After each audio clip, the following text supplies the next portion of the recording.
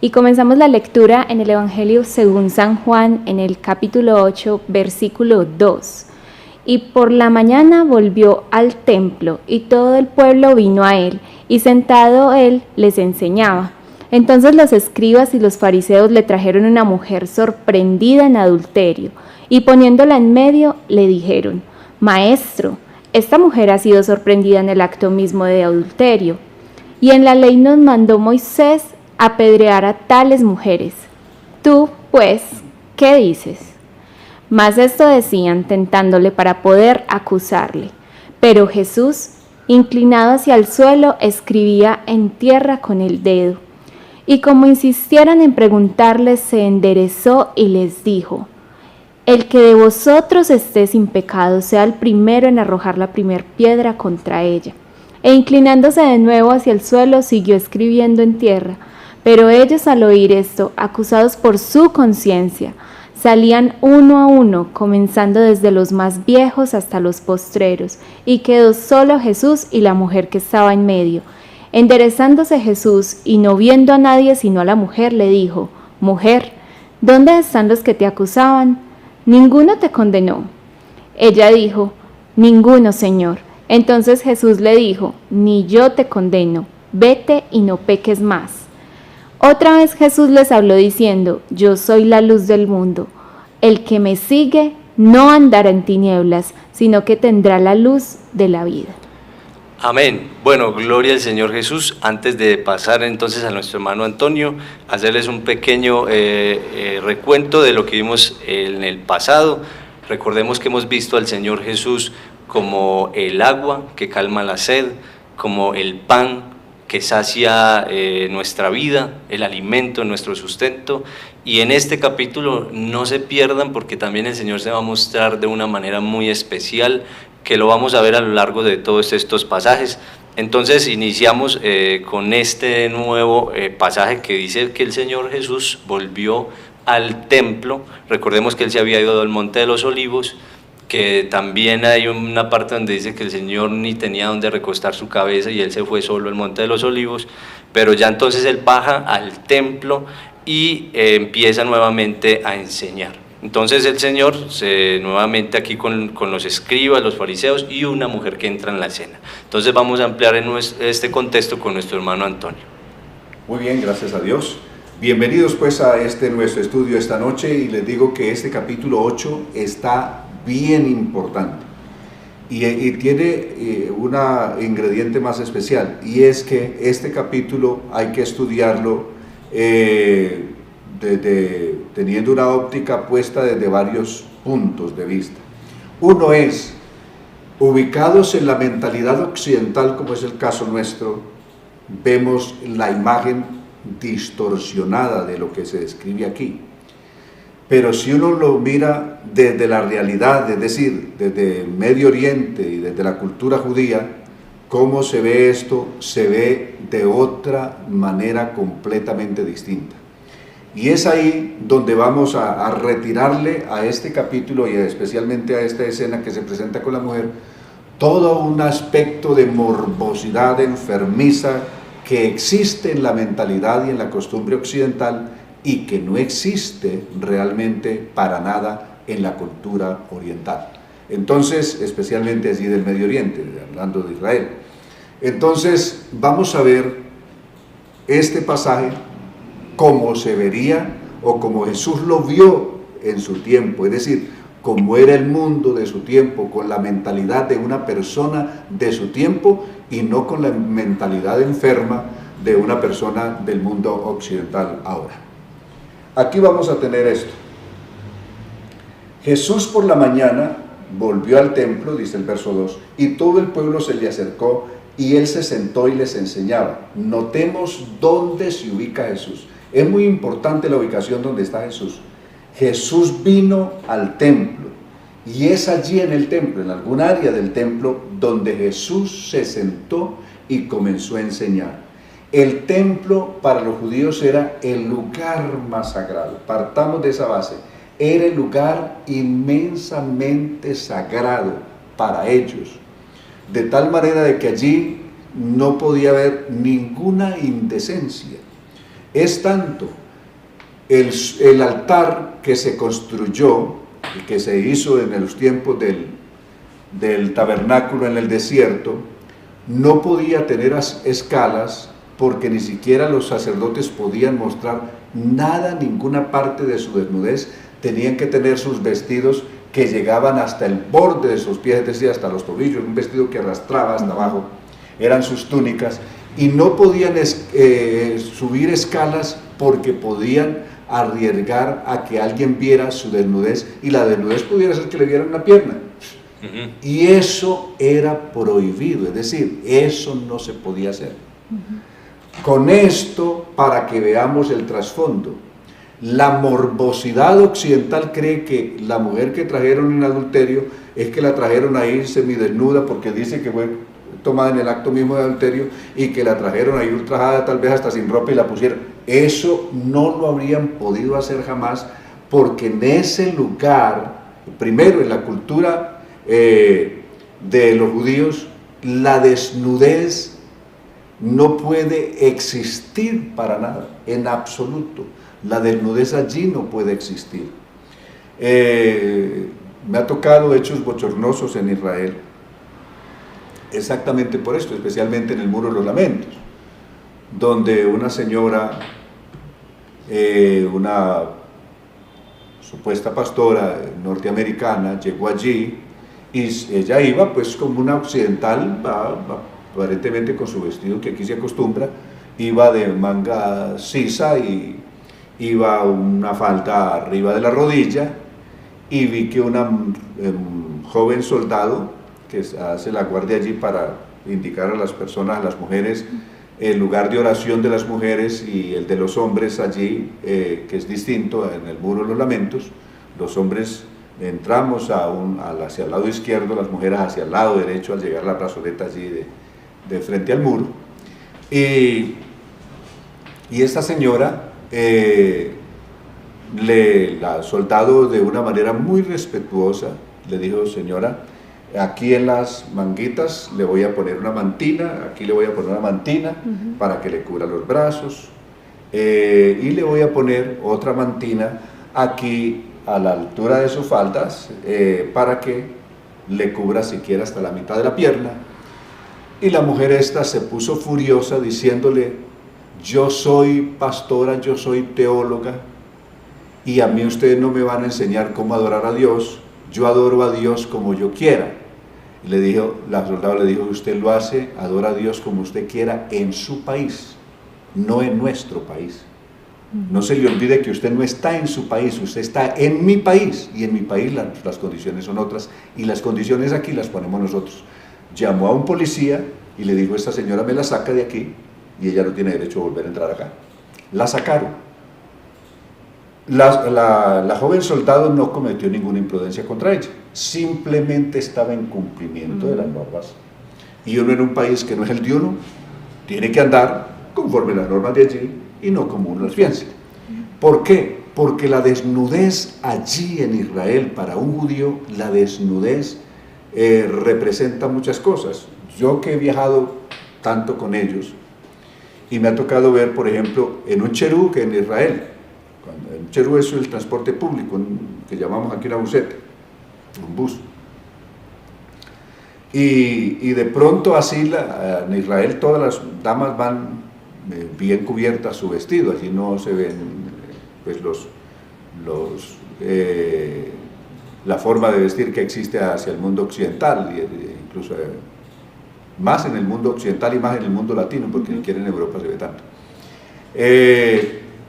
Y ellos viajan los hombres viajan de manera muy incómoda, porque si a una le toca viajar y en la silla que queda vacía, la que hay enseguida es una mujer, ellos viajan de espalda porque siempre le dan la espalda por temor a ir a ver algo indecente o semidesnudo de la mujer. Entonces ellos siempre viajan todos incómodos dándole completamente la espalda a la mujer.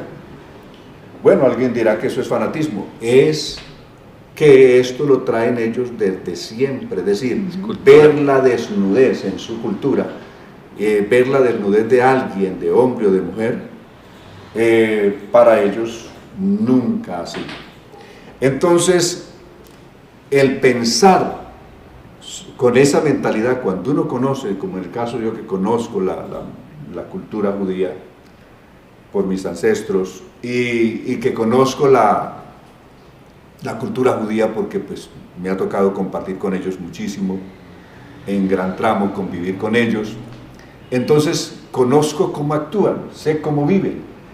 Y para pensar de que trajeron una mujer allí semidesnuda, como es la mente morbosa del occidental, y la pusieron ahí, eso no es verdad. El otro hecho de que demuestra de que eso no es verdad es que Levítico capítulo 20, verso 10, dice, si un hombre comete adulterio o adultera con la mujer de su prójimo, note lo que está diciendo, comete adulterio con la mujer de su prójimo. Dice, tanto él como la mujer con la que cometió adulterio, los dos deben morir. Mire, aquí tenemos que deslindar varias palabras y poner cada palabra en su lugar. Existe la palabra genérica que aparece en griego, seraponeira, que quiere decir todo acto de inmoralidad sexual, o todo acto de inmoralidad sexual o de acto sexual por fuera del matrimonio, ya sea un hombre con una mujer, o un hombre con hombre, mujer con mujer, o como sea, o animalismo, o cualquier otra clase o expresión sexual indebida. Todo eso está dentro de phneira. Pero aquí viene una palabra que es fornicación. Fornicación es el acto en sí, pero normalmente el origen de esta palabra se remonta al tiempo de los griegos y de los romanos, cuando unos puentes que hacían en las ciudades y en los caminos y en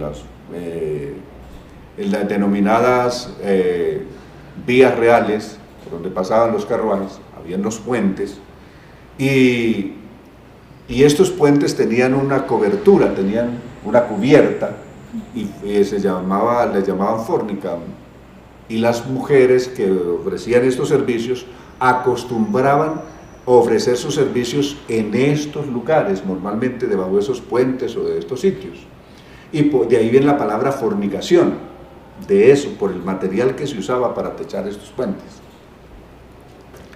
Y la palabra ramera, que es otra palabra que aparecerá frecuentemente, es porque las mujeres que ofrecían estos servicios no estaban como se ven en el mundo occidental o en nuestras ciudades, una mujer por ahí semidesnuda parada en una esquina ofreciendo los servicios por ahí, o en una vitrina como en Holanda, las famosas ventanas.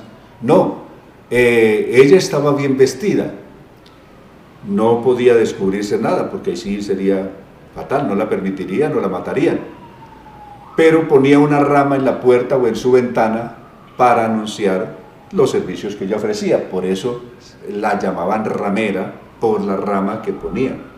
Y también porque antiguamente, como se ve en el capítulo 15 de Primera de Reyes y de Segunda de Reyes incluso, cuando hombres y mujeres en los tiempos más difíciles de Israel, de la decadencia espiritual de Israel, ofrecían servicios sexuales debajo de los árboles frondosos, tanto hombres como mujeres, y esto lo hacían para ofrecerle culto a Astarot, o la reina del cielo.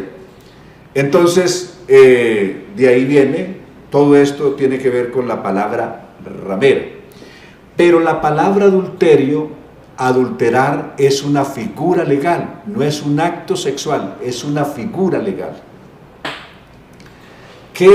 ¿Cómo lo estableció la ley? Si un hombre, Levítico 20:10, ¿en qué momento cometía adulterio? Cuando iba a casarse con una mujer que tenía un contrato vigente. Una mujer tenía un contrato vigente con otro caballero, ese hombre no le había dado carta de divorcio, como lo describe Deuteronomio capítulo 24. Al no haberle dado la carta de divorcio su marido, ella seguía ligada a él, así no estuviera conviviendo con él. Y sin haber esa carta de divorcio, ese certificado de divorcio por escrito de su anterior marido, se iba a casar con otro hombre, eso era un acto de adulterio. ¿Correcto? Ese era un acto de adulterio. Ese es el caso. Y si un hombre que tenía un contrato vigente también con una mujer y se iba a casar con otra, él cometía adulterio ¿contra quién? Contra la mujer con la que tenía el contrato vigente. Veamos cómo lo explica el Evangelio. Veamos varios contextos. Contextualicemos esto. Capítulo 10 del Evangelio según San Marcos y del verso 1 en adelante. Jesús salió de allí y se fue a la región de Judea, al otro lado del Jordán, y el pueblo volvió a reunirse en torno suyo, y él volvió a enseñarles como era su costumbre. Unos fariseos se le acercaron y, para ponerlo a prueba, le preguntaron si le estaba permitido al esposo divorciarse de su esposa. Jesús les respondió: ¿qué les mandó Moisés? Deuteronomio 24. Ellos dijeron: Moisés permitió divorciarse de la esposa mediante un certificado de divorcio. Note aquí, un certificado de divorcio. Si un hombre o mujer que intentaba casarse sin tener con otra persona, sin tener este certificado de divorcio, cometía adulterio. Jesús le dijo: ese mandamiento les escribió Moisés por el obstinado corazón que ustedes tienen. Pero al principio de la creación, Dios los hizo hombre y mujer. Por esto el hombre dejará a su padre y a su madre y se unirá a su mujer, y los dos serán un solo ser. Así que ya no son dos, sino uno solo. Por lo tanto, lo que Dios ha unido, que no lo separe nadie. Y en la casa los discípulos volvieron a preguntarle acerca de lo mismo. Jesús les dijo, verso 11, 10:11 de Marcos: quien se divorcia de su mujer, el original dice, y no le da carta de divorcio, y se casa con otra, comete adulterio. Es decir, tenía que estar el certificado de divorcio. Ese certificado de divorcio era la prueba legal de que ya no tenía contrato vigente de matrimonio. Si esta persona, si era un hombre y se iba a casar con otra mujer, pero él tenía un contrato vigente de matrimonio con otra mujer con la que no le había dado el certificado de divorcio a su anterior mujer, él cometía adulterio ¿contra quién? Contra ella. Y si era el caso de una mujer, cometía adulterio ¿contra quién? Contra el hombre con el que tenía su contrato anterior. Por eso dice, Jesús le dijo, quien se divorcia de su mujer y se casa con otra, comete adulterio ¿contra quién? Contra la primera. ¿Contra quién comete adulterio?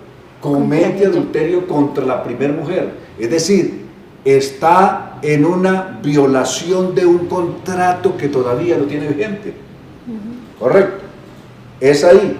No dice que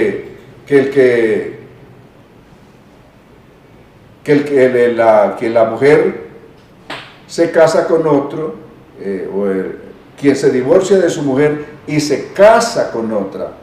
No dice se acuesta con otra. No, se casa con otra. Comete adulterio contra la primera mujer. Y si la mujer se divorcia de su marido, aunque el original dice si no se divorcia, es decir, siempre que no hay ese certificado de divorcio del que habla el capítulo 24 de Deuteronomio, y se casa sin tener ese certificado de divorcio, se casa con otro hombre, porque la mujer válidamente se podía casar. La mujer que recibía ese certificado de divorcio, según Deuteronomio 24, se recibía ese certificado de divorcio de su propio marido, se podía casar con quien quisiera, menos con el anterior marido, es decir, con el hombre que la había repudiado. Pero si no tenía ese certificado de divorcio y se casaba con otro, cometía adulterio contra el hombre con el que tenía el contrato vigente de matrimonio. He ahí, esa es la cuestión. Entonces, el adulterio se configura, es una figura legal, es adulterar un contrato. Como la gente dice, ese documento está adulterado, esa leche es adulterada porque le revolvieron agua, en fin, hay cantidad de cosas que se pueden adulterar, pero siempre aluciendo a algo indebido desde el punto de vista legal y no un acto de cohabitación de una pareja, ¿correcto? Entonces, y lo volvió a decir Jesús en San Mateo en el capítulo 19. Cuando vemos el capítulo 19 de Mateo, para abreviarlo leeremos desde el verso 7. Le preguntaron, entonces, ¿por qué Moisés mandó darle a la esposa un certificado de divorcio y repudiarla? Note que siempre habla de un certificado de divorcio o carta de divorcio. Si no hubiese certificado de divorcio y la persona o él o ella se iba a casar con otra persona, cometía adulterio. ¿Por qué? Porque tenía un contrato vigente de matrimonio. Él le respondió, Moisés les permitió hacerlo porque ustedes tienen muy duro el corazón. Pero al principio no fue así. Yo les digo que, salvo por causa de fornicación, no emplea la palabra adulterio, sino fornicación, que es el acto, sí, de cohabitación sexual. Correcto. Entonces, salvo por causa de fornicación, cualquiera que se divorcia de su mujer y se casa con otra, comete adulterio. ¿Cuándo comete adulterio? Cuando se casa con otra. ¿Cuándo comete el adulterio la mujer? Cuando se casa con otro teniendo un contrato vigente.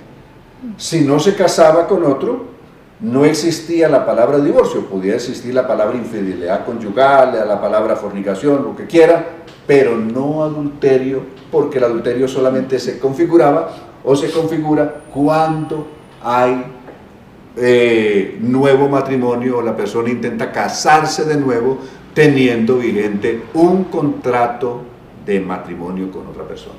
Amén. Entonces, ¿por qué no trajeron aquí?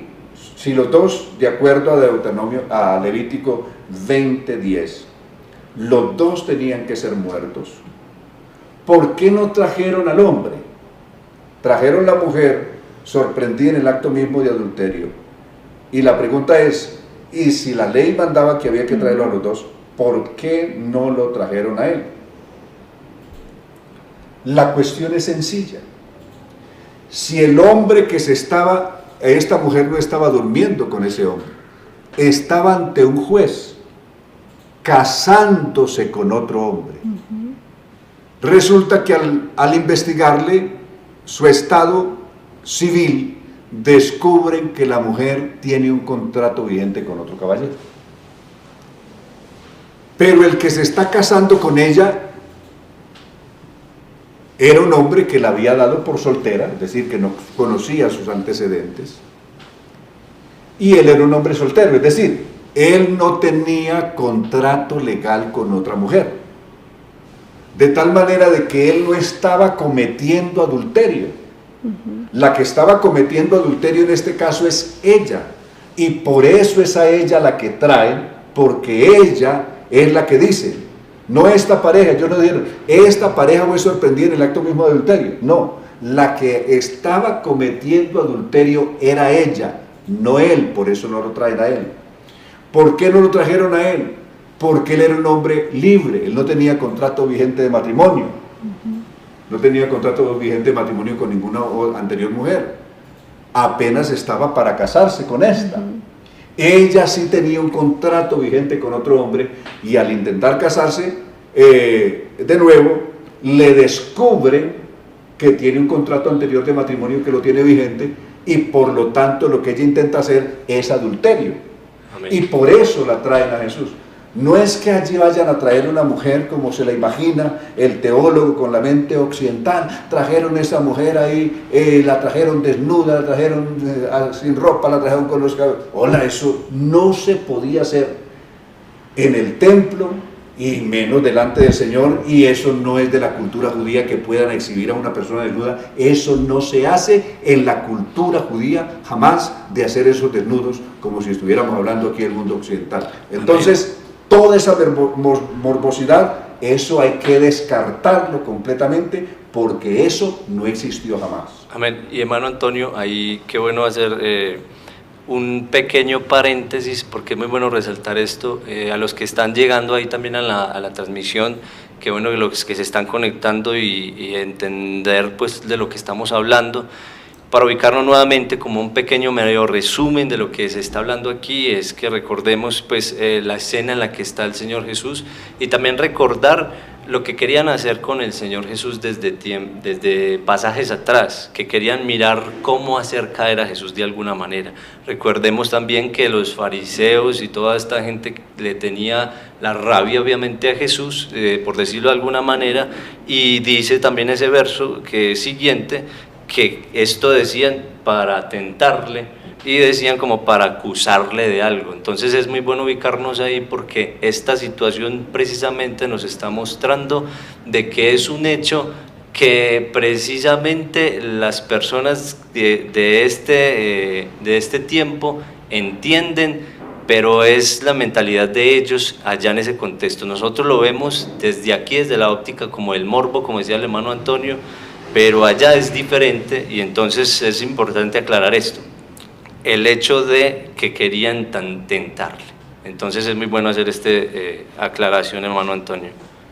Sí, las preguntas que ellos hacían eran preguntas capciosas, buscaban hacer caer a Jesús en alguna palabra o en alguna cosa, en algún juicio que hiciera, para acusarlo, porque buscaban por todos los medios cómo deshacerse de él, es decir, cómo hacerle un juicio religioso por blasfemo, por lo que fuera, porque el problema es este. Hay dos cosas: la religión se vio superada por el conocimiento de Jesús. La religión esconde, es un manto de mentiras, es decir, es un manto de religiosidad por fuera, pero que en el fondo es un montón de mentiras. Y cuando llega la verdad, pues la verdad desnuda, quita ese manto con el que se cubre de hipocresía y descubre la realidad, descubre toda la mentira, todo el engaño que hay en el seno religioso. Cuando la religión se ve desnuda, ¿a qué recurre? Recurre a la fuerza. Amén. Ya recordemos que el filósofo dijo que la fuerza comienza donde termina la razón. Cuando ya no hay razón, no hay argumentos cómo defenderse, entonces recurrían a la fuerza. La religión ha hecho todo el tiempo eso. Así impuso los dogmas religiosos la religión en todos los tiempos. ¿Y cómo los imponía? Por la fuerza. A nadie convencía, porque sus razonamientos y sus conceptos religiosos no convencían a la gente, porque de por sí hasta el día de hoy no los pueden convencer. Entonces, como esa persona no creía, entonces si usted no cree, entonces por la fuerza tiene que creerlo. Y si no cree, lo quemamos vivo, lo matamos. Y por eso vino la Inquisición. Amén. Por eso ha existido la Inquisición. Porque la religión ha buscado imponer las cosas por la fuerza, sus mentiras por la fuerza, sus dogmas por la fuerza, y si no, pues le echamos la policía, le echamos al gobierno, le echamos los jueces encima, es decir, se lo imponemos, lo hace o se muere, o lo metemos a la cárcel, porque esa es la forma de imponer una mentira. La mentira necesita ser impuesta, y necesita la fuerza, y necesita la violencia, y necesita todo eso. La verdad no necesita nada de eso. Pero a propósito de esto, como aquí el tiempo corre tan rápido, y ahondar sobre muchos detalles de estos es gastaríamos mucho tiempo. Mañana voy a hacer un enlace del último capítulo, del capítulo 7 y del 8, voy a hacer un enlace bonito sobre todo esto y el trasfondo de la mentira que ha escondido la religión y la tremenda, potente luz que es la verdad, que desnuda absolutamente la mentira en todas sus formas. Pero entonces, esto irá en el culto de mañana aquí, Amén. que presentamos presencialmente mañana aquí, pero también virtualmente para los que están allá en la distancia, para que no se lo pierdan. Voy a hacer un enlace, porque de todo lo que yo quisiera transmitirle en este momento, pues realmente es no habría una cantidad forma, muy enorme, porque hay aquí que uno se ve superado por toda la información que hay aquí, y entonces buscaré otros espacios para complementar lo que estamos exponiendo aquí en este capítulo 8. Pero hay otra cosa aquí, y es lo que él les dice, dejando ya el asunto de la mujer y toda la morbosidad, ya la forma de como Jesús los aterriza a todos los que hicieron esto con esta mujer.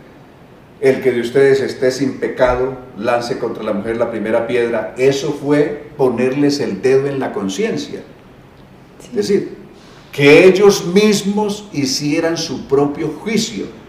Les trasladó a ellos la obligación de hacerse en ellos, antes de hacer el juicio y de ejecutar a esta mujer, que se hagan su propio juicio ellos, que se examinen y se autojuzguen ellos. El que de ustedes esté sin pecado. Eso lleva a que la persona se haga una valoración en su conciencia y vea en qué condiciones él está. Y el que de ustedes esté sin pecado, arroje contra esta mujer la primera piedra. Resulta que todos se sintieron sacudidos en su conciencia, desde el más viejo hasta el más joven, porque hasta adolescentes habían traído allí, hasta el más jovencito, y todos una a una acusados por su conciencia. Es decir, Jesús recurrió al juez natural de los individuos. Sí. Cada persona tenemos un juez que es natural, es la conciencia. Y les despertó ese juez natural a cada uno con lo que les digo. Y cada uno acusado por su conciencia, es decir, su juez natural los acusó. Amén. Y todos salieron una a una sin poder levantar la mano para arrojar ni una piedra contra esta mujer, porque todos se vieron o se descubrieron culpables. Todos se vieron tan desnudos y culpables ante Dios que ninguno pudo levantar la mano. Y es muy curioso ver ahí, hermano Antonio, el paralelo que hay entre la ley que ellos se supone que tenían en sus mentes, las ordenanzas que eran realmente de verlos como mojigatos, porque decían cumplir la ley, pero acá vemos que salen acusados por su propia conciencia. Porque ellos, ninguno realmente guardó la ley no la guardó nadie, por eso Pedro dijo con autoridad en Hechos capítulo 15, no podemos poner sobre la cerviz de los creyentes un yugo tan pesado, Hechos capítulo 15, verso 9 en adelante, que ni nosotros ni nuestros padres pudieron llevar, y Pedro era judío, que ni nosotros, judíos, ni nuestros padres, los padres de los judíos pudieron llevar. Eso es la ley. Entonces todos ellos desobedecieron, eran transgresores de la ley, ninguno la obedeció, y por eso todos eran culpables como esa mujer. Entonces, religiosamente buscaban unos estereotipos y buscaban un culpable como lo busca la ley no generalmente busca un culpable, y buscaron esa mujer, pero todos realmente eran culpables. El correcto. Mismo dueño de la ley. Claro, se chocaron porque el que está ahí es el que escribió la ley. Amén. El que les dio la ley. Por eso, al inclinarse y escribir en la arena, les está recordando que Él es el autor de la ley, el juez, el que escribió la ley, el que con su dedo escribió las tablas de piedra que fueron originalmente entregadas a Moisés, es el mismo que está escribiendo en la arena. Le está mostrando, Él es el legislador. El que escribió Amén. La ley en las tablas de piedra es el mismo que está escribiendo ahí en la arena. Amén. Y hermano Antonio, ahí hablando, qué pena, con la hermana Zulay, precisamente teníamos como ese detalle curioso, aunque es un detalle pues en el tema de que Jesús está escribiendo en la arena, pues todos los cristianos tenemos preguntas y hay cosas muy curiosas en la Biblia. Uno se pregunta qué pudo haber estado escribiendo. No, simplemente le estaba recordando que Él es el que escribió la ley. Él es el que escribió la ley. Dice que la ley fue escrita con el dedo de Dios. Amén. Muy importante ese detalle. Allá, en el libro de Éxodo dice que fue escrito en tablas de piedra con el dedo de Dios. Y aquí Jesús está escribiendo con el dedo de la arena. Es decir, está haciendo lo mismo. Es decir, le está mostrando que la autoridad con la que Él hace lo que hace, lo hace porque Él es el legislador. Él fue el que escribió en las tablas de la ley de piedra y Él es el que, por eso le está recordando ahí, con ese acto le está recordando Amén. que Él es el que escribió la ley. Así ¿Y quién conoce los alcances de la ley sino el mismo legislador? Amén. Es el que conoce realmente los alcances y la aplicación de la ley en su manera, en su más grande expresión. Entonces, he ahí, cuando se levanta de ahí de escribir, mira alrededor y todos los acusadores se habían ido.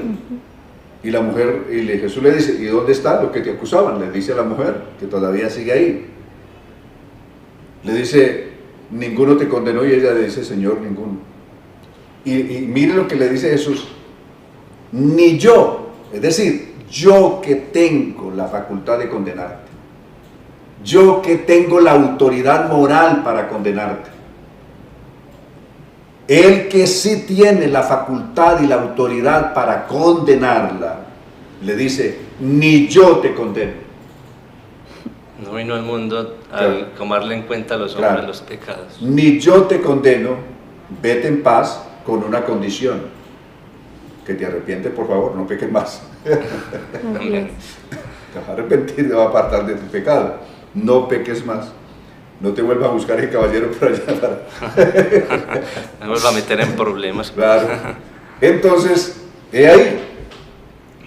Pero como el tiempo corre, quiero llegar al verso 12, porque este verso 12 nos une con el capítulo 7.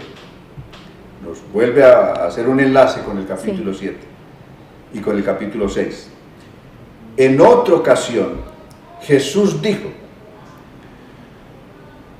yo soy la luz del mundo, y el que me sigue no andará en tinieblas, sino que tendrá la luz de la vida.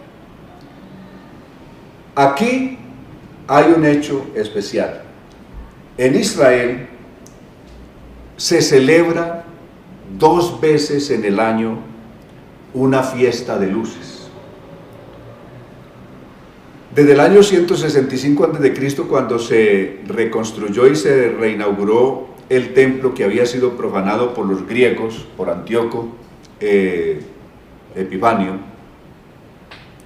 en el año 169 a.C., y fue recuperado por Judas Macabeo el templo unos 5 años después, 4 años larguitos después fue recuperado, y se hizo una fiesta de dedicación o de reconsagración del templo, y desde entonces se celebra la fiesta de las lucecitas o la fiesta de la dedicación, que también la va a recordar el capítulo 11 del Evangelio según San Juan.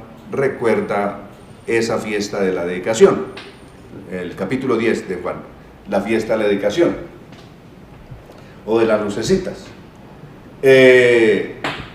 Y hay otra fiesta de luces que se celebra más antigua en Israel, que era cuando terminaba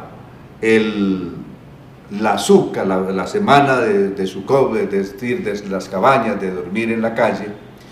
Había una noche que se hacía en esos mismos días, un poco más adelante, como la clausura general de todo lo que se había hecho en la fiesta, que se hacía a la gente una explicación de la ley, una lectura de la ley, pero también en una de esas noches se hacía un desfile con antorchas, y era para recordar el tiempo que en el desierto, en las noches más oscuras o en las noches, siempre estuvieron alumbrados por la columna de fuego. Amén. La columna de fuego que los guiaba y los alumbraba en el desierto. Entonces, ellos recordando ese momento del desierto, de la columna, entonces hacían un recorrido, un desfile por la ciudad, llevando cada uno antorchas encendidas y recordando la luz que los había alumbrado en el desierto, que era Dios. Porque para los hebreos Dios es su luz. Ejemplo, Salmo 27, Jehová es mi luz y mi salvación, ¿de quién temeré? Y otra cantidad de pasajes de la Biblia, del Antiguo Testamento, describen a Dios como la luz. ¿Correcto? Amén. Y lo conocían como la luz desde que los alumbró en el desierto en la columna de fuego, y sabían que era Dios el que los alumbraba, y que esa columna de fuego era la presencia de Dios. Ahora, entonces, en cuanto a que Dios es la luz, eso para los judíos, eso era normal. En eso no hay discusión. Pero aquí viene el asunto, que terminado ese recorrido de antorchas, donde recordaban la luz que los había alumbrado en el desierto, Jesucristo les dice, los sorprende otra vez y les dice: yo soy la luz del mundo. Así como les dije, recordando el maná que comieron en el desierto, y les dije, vuestros padres comieron el maná en el desierto y se murieron. Yo soy el pan vivo que descendió del cielo y que da vida al mundo. Así es. Así como en el capítulo 7 estaban recordando el día que bebieron de la fuente que vertió agua en el desierto, que ya vimos en el capítulo anterior, y la roca, dice Pablo en 1 Corintios 10:4, era Cristo. Ahora Él les dice, les hace otra afirmación que los deja completamente aturdidos, y les dice: yo soy la luz del mundo. Es decir, esa columna de fuego que los alumbró en el desierto, soy yo. Amén. Ese Dios que ustedes conocen en el Antiguo Testamento como su luz, ese que dijo el salmista: Jehová es mi luz y mi salvación, ¿de quién temeré? Soy yo. Yo soy la luz del mundo. No solamente soy la luz de ustedes, soy la luz del mundo. Y el que me sigue no andará en tinieblas, sino que tendrá la luz de la vida. Entonces, eso sí que los deja todavía más asombrados. Y cuando les dice eso, claro, hay una reacción hostil de inmediatamente de sus oponentes religiosos, que se va a ver a partir del verso 13 en adelante. Pero como esto es bastante grande, lo que vamos a ver aquí hasta llegar al verso 19, donde Jesús les dice, en el verso 18 le dice: yo soy quien da testimonio de mí mismo. Aquí viene una cuestión legal que se va a descubrir, que se va a discutir aquí. ¿De quién es válido el testimonio y cuánto es válido a la luz de la ley el testimonio? ¿Quién tiene que testificar para que un testimonio sea válido ante la ley? Y aquí viene entonces la cuestión, que ellos decían que el testimonio que Jesús daba no era válido. Por ejemplo, él está diciendo que la luz, dice: pero tú estás diciendo que la luz, pero tu testimonio no es válido, porque eres tú mismo el que estás testificando. Y él les va a decir algo muy grande, que no quiero trasquilarlo esta noche, quiero dedicarle un poco de tiempo, y por eso lo digo, porque les dice: mi testimonio, el testimonio que yo doy es verdadero. ¿Y por qué es verdadero el testimonio que yo doy? Porque yo sé de dónde vengo. Ustedes no saben de dónde vienen. Amén. Esto es una inmensidad.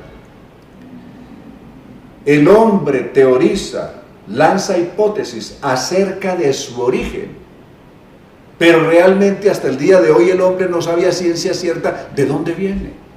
En cambio, Jesús les dice: ustedes no saben de dónde vienen, yo sí sé de dónde vengo. Él sí sabe de dónde viene, y él sabe para dónde va. El hombre en este momento está lanzando teorías, hipótesis acerca de dónde viene, de qué se formó, y son solamente hipótesis, porque el hombre hasta el día de hoy no sabe de dónde viene, y desafortunadamente tampoco sabe dónde va. porque el que no sabe de dónde viene, tampoco sabe para dónde va. Así es. En cambio, Cristo sabe de dónde viene y sabe para dónde va. Amén.